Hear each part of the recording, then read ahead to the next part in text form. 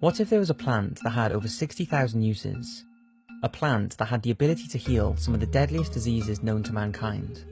Could replace many chemical-ridden medicines prescribed for problems such as depression and insomnia. A plant that could aid in the reduction of the growing and devastating effects of deforestation around the planet, preventing the habitat destruction of many endangered animals. A plant that was illegal for reasons that simply do not make sense. That plant is cannabis, and the name alone invokes various thoughts in people's minds. Perhaps your parents have their views on it and that has rubbed off on you, or perhaps you have associated it with people sitting in their rooms and smoking it. But the truth is, linking cannabis to something that just gets you high is like saying water only serves one purpose. This video is about to get interesting, so sit back and relax. Let's take things back to the basics. There are 3 species of cannabis: sativa, indica and ruderalis, all of which can be split, although usually the sativa type, into an industrial compound referred to as hemp, which is where the industrial side of cannabis comes in.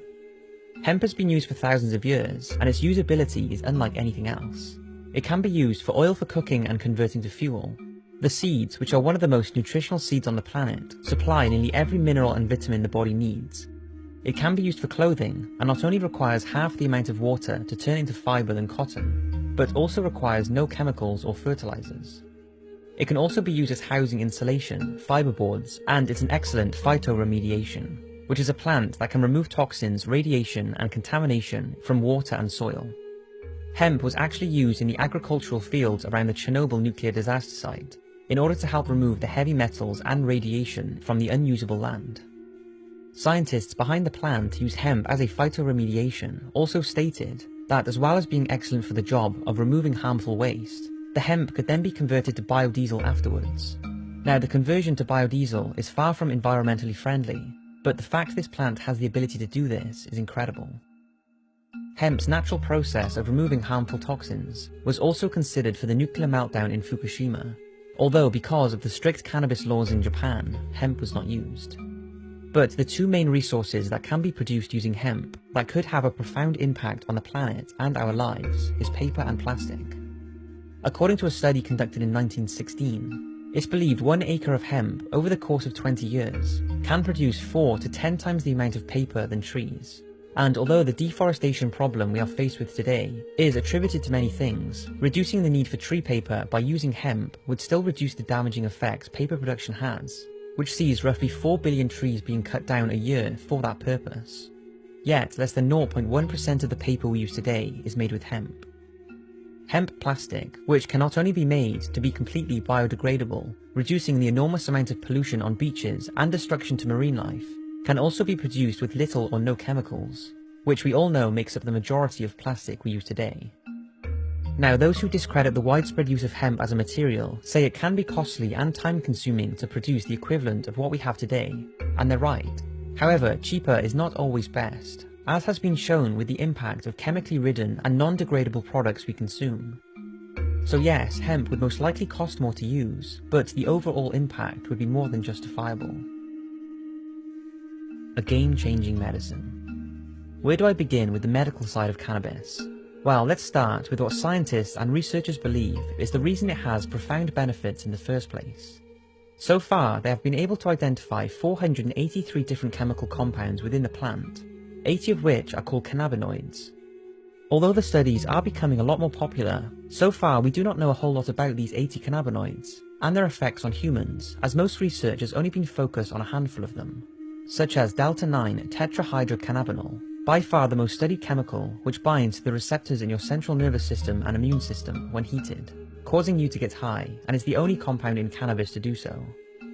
It's the chemical that medical marijuana is most active in, as it acts as a side effect-free muscle relaxant, anti-inflammatory, antidepressant, and current studies are showing that it could be used as a treatment for anxiety, the side effects of chemotherapy, cancer growth reduction, Crohn's disease, chronic pain, insomnia, and multiple sclerosis, just to name a few. The next one is tetrahydrocannabinolic acid, which is the same chemical as the one just talked about, but in its unheated form, which means it's a non-psychoactive compound. This is administered by juicing cannabis as you would wheatgrass or any other plant, as it contains medical properties that are lost when heated. This chemical is in its early stages of research, but is thought to be an effective treatment as an anti-inflammatory and a variety of illnesses without any significant side effects, and also will not give patients the feeling of a high. Cannabidiol is similar and has been linked as an effective aid for anxiety, nausea, acne, schizophrenia, and many neurodegenerative diseases. However, truth be told, these studies have not gone on long enough for us to know the full benefits cannabis may have. And there's a reason for that, because it's been illegal in nearly every country since the early 1900s. And let's talk about that. Why is it illegal? We have established that cannabis has thousands of industrial uses, and many of these can be produced with less of an impact on the environment than conventional products. And that cannabis may have more medical benefits than any other natural, untouched product in the world. So why would something with all of these uses and benefits be illegal? It can't be because of the high received when smoked, because if that was the case and the law wanted to protect us, then why would alcohol and tobacco, substances that kill millions every year, or even refined sugar that can be linked to a lot of the health complications humans suffer from today, be legal? That just wouldn't make any sense. But if it's not illegal because of health concerns, then why is it? Well, it's confusing, and there's lots of false information that gets thrown around about the subject, although it seems there are three supposed reasons. The first is that in 1929, Harry Anslinger, the head of the Department of Prohibition in the United States, was dealing with the backlash of the alcohol ban, and once this was removed, Harry's department were practically non-operational. So they came up with an idea to tell the public that cannabis was a devil drug that turned men into wild beasts that would attack women. Apparently, Harry contacted 30 scientists requesting proof of this to show to the public, but 29 of them said they could not find valid proof that the drug was dangerous. The second explanation seems to be linked to the Mexican immigration in the United States in the early 1900s. When the Mexicans arrived, they brought with them marijuana as a medicine and relaxant. In order for the US to have an excuse to search and deport the immigrants, marijuana became the perfect drug to criminalize and label dangerous.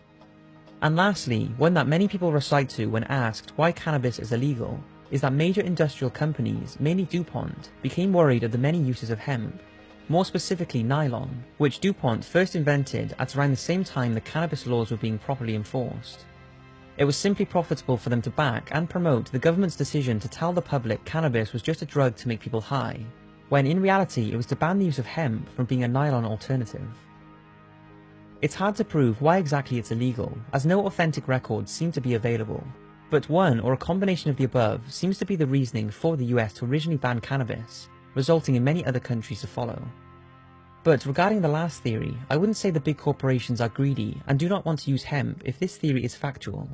I think it's now gotten to the stage where it's too far gone for them to make the change to hemp, since after it was made illegal, all manufacture processes and equipment was grounded to a halt, and no new technology was used to advance the hemp production, meaning getting into it now would be very costly.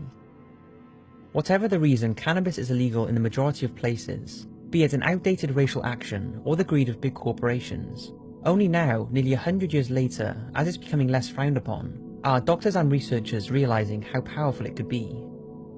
For me, everything on this planet serves a purpose, whether it's the bees and wasps that pollinate plants and flowers, or whether it's you who fulfills your purpose in life. It would seem everything has some reason for being here, and many say cannabis has the purpose of providing humans with thousands of uses, with very little impact on the planet. Yet because just one of the many things it's used for makes you high, the law has perhaps stinted the research and industrial production of one of the most incredible materials on the planet.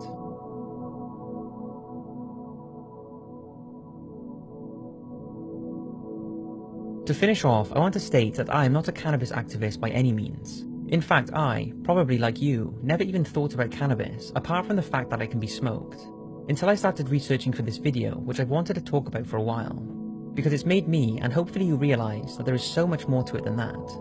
But that doesn't mean the benefits of cannabis can be used as a justifiable way to continue smoking weed. For some people, smoking it can cause social and life problems, and the effects of it has been shown to potentially cause harm to a developing young brain. The fact of the matter is, if you are unhappy, do not have a job, and are sitting in your room smoking weed all day, and know you need to be going after life, then although weed has been linked to the reduction of depression and anxiety, and many other problems, quitting your habits could be the best thing you do. Certainly, do not think to now go out and smoke weed for its health benefits, because medical and recreational cannabis can vary massively, and the potential for long-term side effects are still being researched. And besides, people who take cannabis for its medical benefits mostly do not want to get high and only require a small amount of the drug in the first place.